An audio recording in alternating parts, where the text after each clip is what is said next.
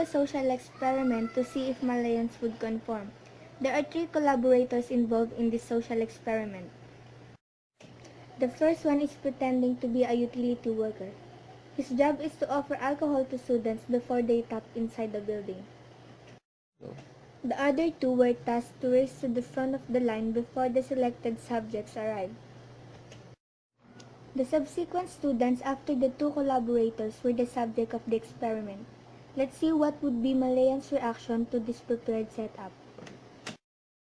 Audio Jungle.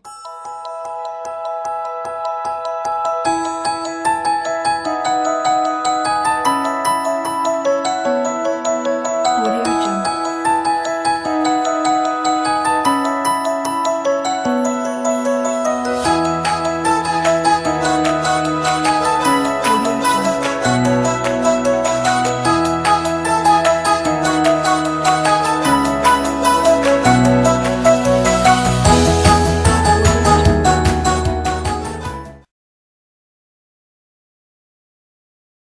Let's focus on every student entering the building. You can see that the 2 collaborators dictates a norm of having alcohol prior to the ID tapping. Notice that after the 2, the subjects tend to accept the norm displayed by the collaborators. Audio Jungle.